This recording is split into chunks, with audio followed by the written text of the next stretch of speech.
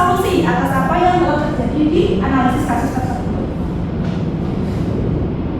Nah, yang pertama itu ada ikhtiar. Nah, ikhtiar itu ada yang tahu apa? Usaha aja. Doa, Bu.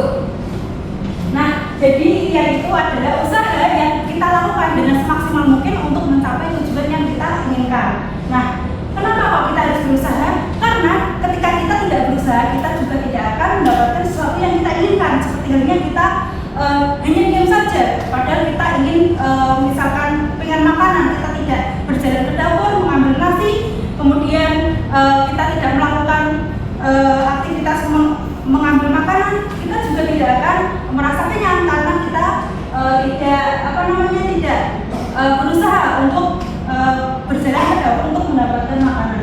Nah, yang kedua ini ada sabar. Nah, sabar kenapa dilakukan?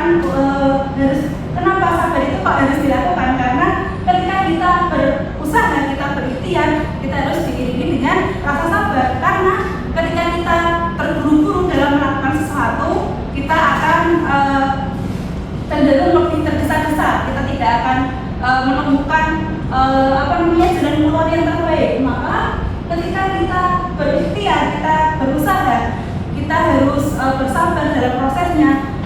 Kita kan tidak mungkin ya melakukan proses itu hanya dalam satu kali saja. Kita perlu mengayuh sepeda berulang kali agar kita sampai ke tujuan kita. Nah, yang terakhir ini ada membedah konsep tawakal.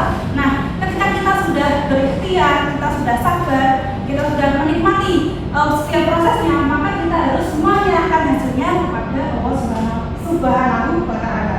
Jadi perlu kita menyerahkan sepenuhnya hasil yang telah kita usahakan tadi kepada Allah, karena pada dasarnya semua yang ada di muka bumi ini itu milik Allah Subhanahu wa Ta'ala. Maka dari itu kita perlu meraihnya dengan kita berdoa, kita bertawakal kepada Allah, dan semoga Allah itu mengabulkan segala apa yang telah kita